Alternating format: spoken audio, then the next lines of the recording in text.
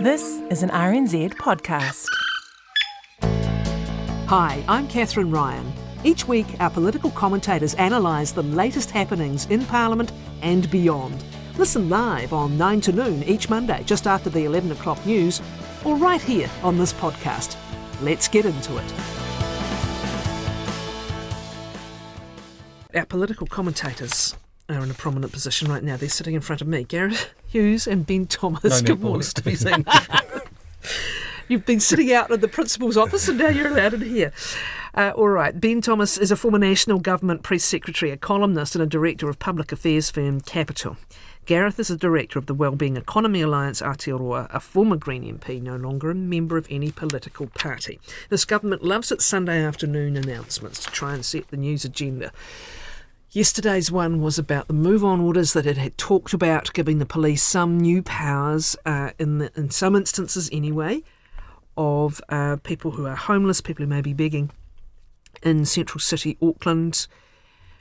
Where what, Gareth? I mean, this is the thing. What's the threshold for the police now being able to say you need to move on? And then second, where do you go? Well, it's interesting because at the moment they've already got powers if someone's intimidating others or causing a public offence. But this is directly around giving police the power to move anyone on who's begging, rough sleeping, intending to inhabit a public place. You know, this is different from what we've previously done.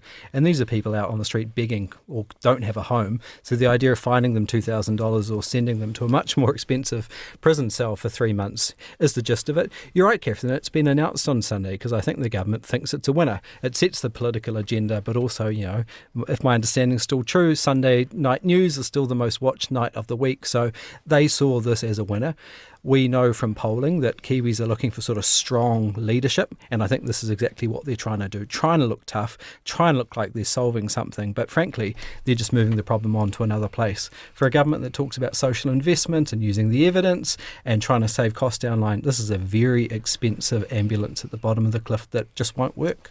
Listening to the retailers and the shopkeepers who are particularly impacted often, Ben, even they are very cautious and wary of the fact that these are often people in the greatest need or the most vulnerable people, right? So even they are kind of wary, but they're also saying we have to be able to operate and we don't want our staff having to clean up every morning in some instances or being intimidated. Is this policy going to solve that issue, in inverted commas? Yeah, that's right. So as Gareth said, there's already, disorderly conduct offences under the Summary Offences Act. If somebody's going up and intimidating people or acting in a sort of violent or threatening manner or in a way that breaches the peace particularly, you can already sort of take steps there. I think pretty clearly what this is aimed at is things like, people sleeping in front of shops or on the footpath, during the day, presumably setting up shop and, begging, panhandling outside the 24/7 convenience store and just kind of, setting up where they're not really being disorderly per se, but it does, the argument is it does have an impact on the general sort of vibe of the inner city. It does have an impact on people, who have to step over them or go past them and be, maybe people don't like being asked for change like all the time. In terms of an ambulance at the bottom of the cliff, I mean, it very much is an out of sight, out of mind measure, right? Like that's the goal. The goal is saying, well, look, we're not saying that all rough sleeping is, we're not criminalising it. We just don't want people to see it. Move a couple of streets back, and you can see this all sort of around the world where you'll sort of be walking around like a nice inner city, and then you take a wrong turn, and suddenly you seem like you're in a sort of a different town or a different country. In terms of the politics of it, pretty clear that the National Party in particular doesn't have a lot to fight this election on. It's been fighting on turning around the economy, and that's a bit of a white-knuckle ride for them, as the indicators sort of come in.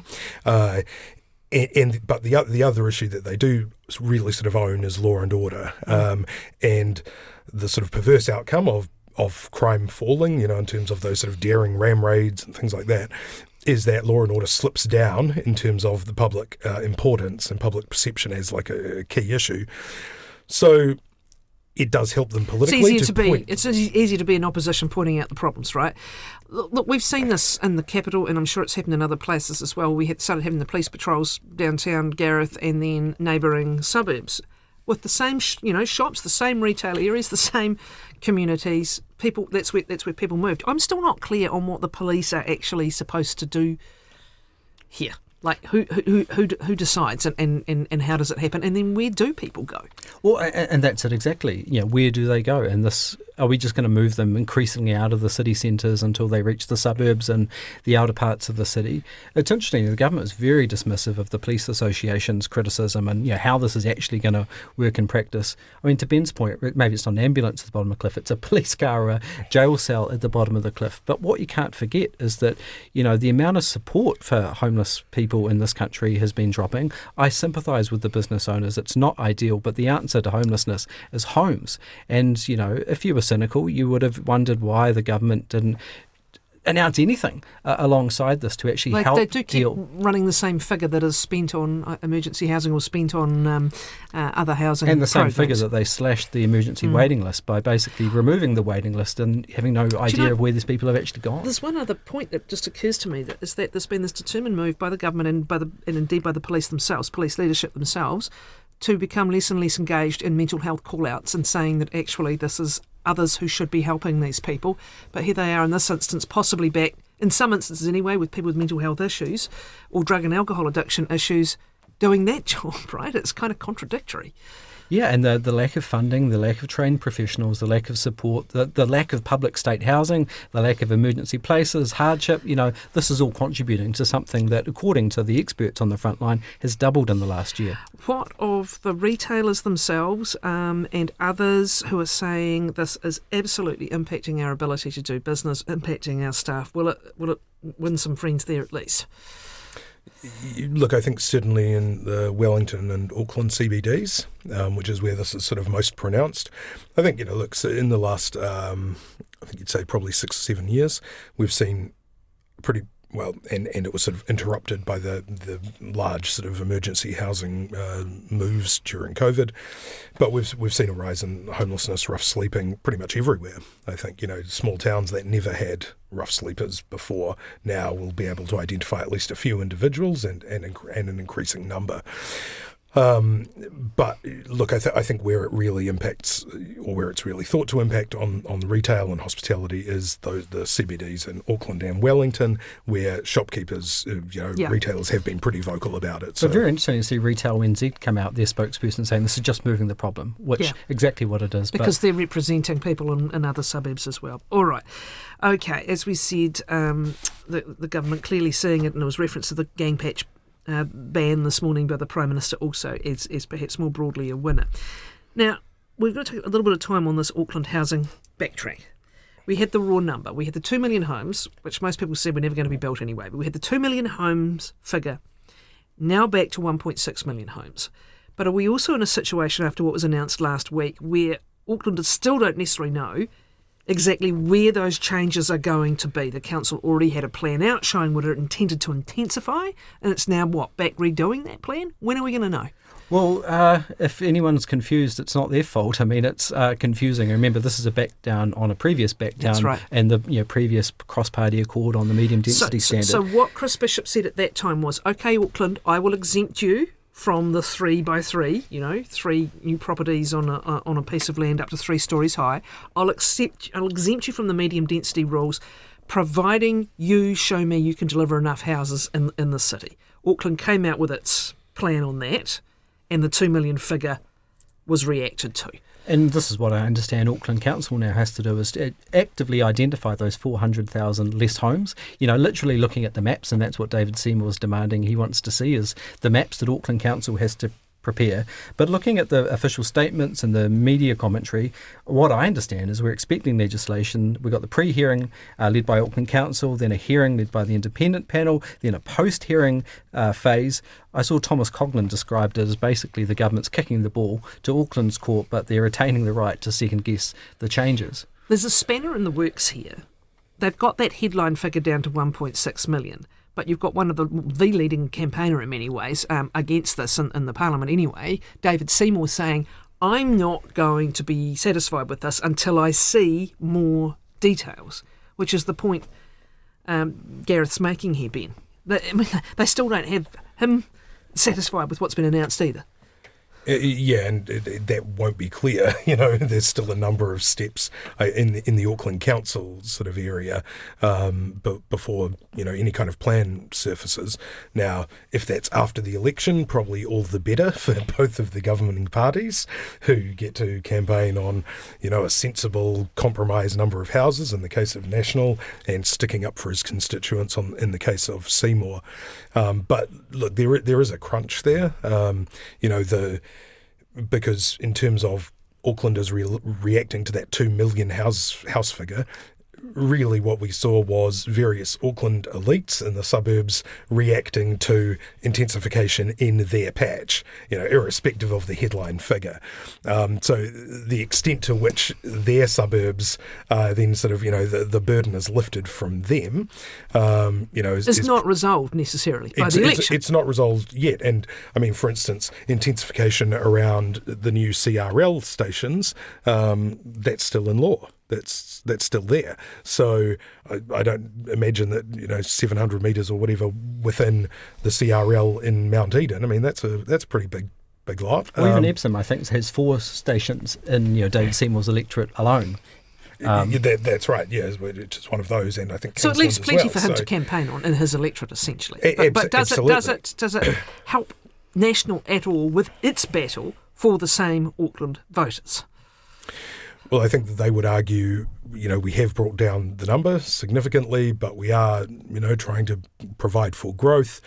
Look, I think it probably helps them if the question remains a little bit up in the air in terms of where the exact, shedding, I guess, of homes will be. There was a suggestion, I think, early on that because you were still keeping the requirements around train stations intact, a lot of those numbers would come off East Auckland, where Simeon Brown and Christopher Luxon have quite large electorates, where intensification was planned. So, look, again, we won't know until we see the final I guess, shape of it. But I think it's been a reasonably important step for National in their election year, where they sort of step back and say, oh, look, we're listening. Okay. Our ears are open and we're listening to Can I just touch on the politics, though? Because, I mean, you could stick photos of these actors on the wall and connect it with red bits of string, because you've got caucus versus Chris Bishop, you've got the government versus the Mayor of Auckland, you've got Coalition Party versus Coalition Party with David Seymour, who hasn't committed support. You've got Bishop as a factor, as potential leader in waiting for National, which has a whole other dimension. People describing Chris Bishop as having knives in his back and revenge. The opposition party isn't riding to the government's rescue on this, given they walked out of the previous attempt at a cross-party accord. So very complicated politics, and Ben's probably right. They'd love to park this until the election, but people actually need certainty if they want to go and build these the houses. Developers are the next ones as well in the line up here, going, well, what are we supposed to do now? Am I lining up this bit of land or this bit of land, this bit of the city or this project or that? It was a tough week for Chris Bishop last week. The infrastructure, speaking of cross-party, the Infrastructure Commission coming out and with its plan, and in a nutshell, fewer roads, more basics, hospitals. Look at where your needs are going to be with this ageing population coming in the decades. What was the good news in it? What was the bad news in it for the government? Well, the good news is that they got the infrastructure plan across the line. It exists now. It is a very broad sort of statement about national priorities, about what's going to be needed for the future. It does have a little more teeth in terms of recommendations than the draft plan, which was very much just sort of lists of things. Look, I think the good news and the bad news for the government is probably the same, which is it pointed out the obvious, which is that when you have this wish list of roads supposedly on your NZTA list of things that are going to be done, and at least 50% of it has not just no funding allocated, but no even ideas of where the funding will come from, that does give you a bit of an excuse as the government to say, time to look at this again. And we've already seen it looks as if they're sort of retreating from at least one of the tunnels in Wellington.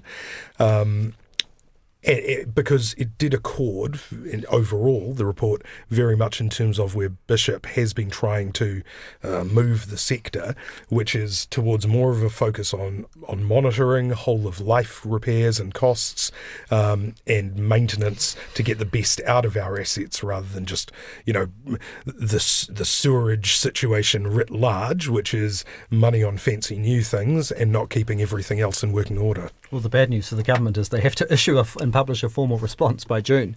And, it directly goes to the heart of a lot of the government's announcements and agenda. Daniel McLaughlin points out there's $275 billion in projects in the National Infrastructure Pipeline. Of that, 193 of the 275 is not funded. And this is the problem. I mean, I see this report kind of like a grown-ups report because politicians for years have loved making announcements, loved cutting ribbons, but the idea that you spend 60 cents in every dollar on infrastructure, on renewals and maintenance, isn't popular, isn't sexy, but it's actually what we need to do given the state of all of our problems in this country. So we've seen a bit of a soft climb down on some of the very expensive roads of national significance.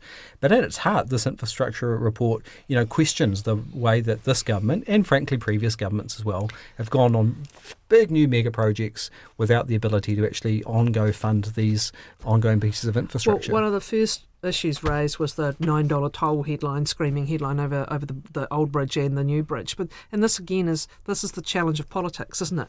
Voters say, yes, we need long-term infrastructure and we need bipartisanship across it. And then when the bills land, it's like, no, we're not having that or we're not having this.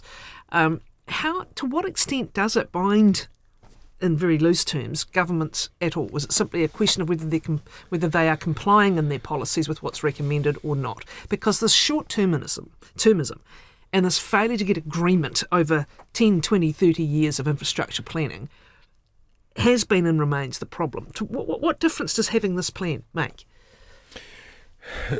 Look, I think at best it provides a sort of measuring stick, I suppose, for policy.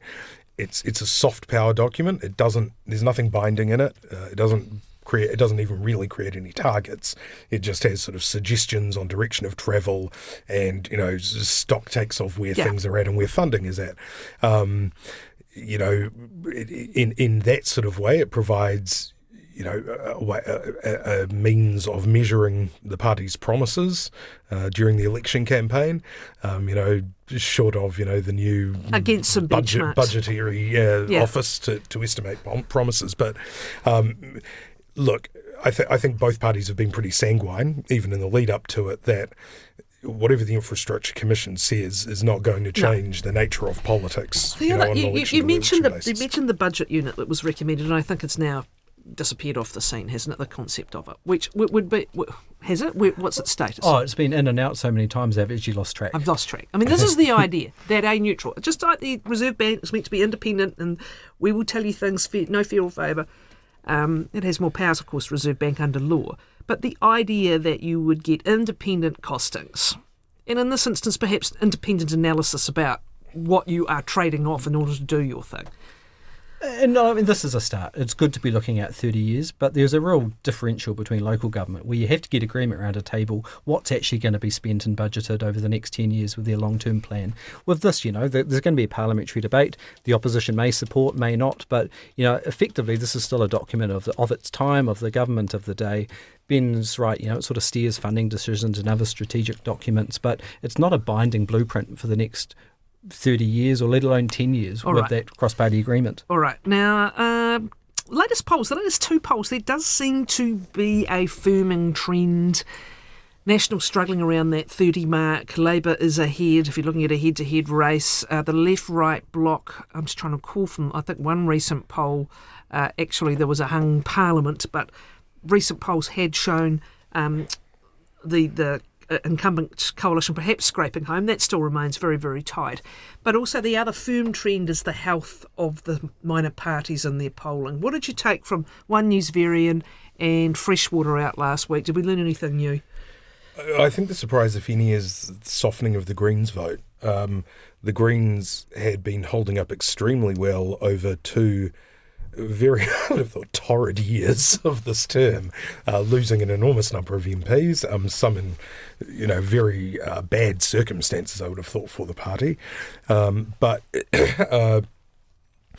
but usually remaining in sort of double digits. They were in one of those two polls. I think they were up, actually. Labour was down a bit and Greens was up. Are they up? I mean, the one New Zealand was interesting because it was all about New Zealand First, who was on 10. The Greens, who had been up 4 to 11, almost got hardly a mention in the story. But I guess that's the narrative that we're seeing. They're jostling with Labour because Labour's had that kind of, that boost to its vote, getting it ahead of National again. But for the Greens, they're kind of where they were roughly at the election time. Labour's a little bit above, National's a little bit below. But New Zealand First, it's right that journalists are focusing on them because they really, despite the history, have gone up consistently, persistently in government and have the kingmaker role on either sides. And now people are even, postulating Prime Minister Peters. Well, we may talk more about that in the future, actually, because the idea of negotiating it is certainly not an off-the-charts issue, depending on those poll results. Far from it. But what is different about this whole term is just the firmness of all of those smaller parties comfortably above the 5, right? That's kind of locked in. Okay, Greens selection process. It's worth quickly mentioning, Gareth, apart from the fact it's a very lively activist base in the Greens, it clearly had a lot of pain and for various very painful reasons had to dig deep into its party list this year. What are you making of what's happening around the process? How's it been tightened? Well, they'd be mugs if they didn't, right, after this horror run and actually look at their selection rules.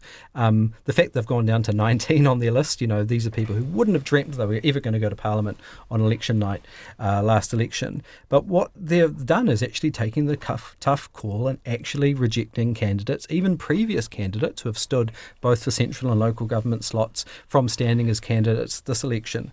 What I also understand is there's I wouldn't say a bunch, but first-time candidates who didn't have perhaps the level of support or experience in the role. So the party's actually gone from kind of a very permissive, everyone's welcome to join and wave the flag, to something a little bit more discerning. And you've got to learn from your lessons in politics, and this clearly is a big one they should have learnt. I think we'll leave it there. Thanks both of you. It's Gareth Hughes and Ben Thomas.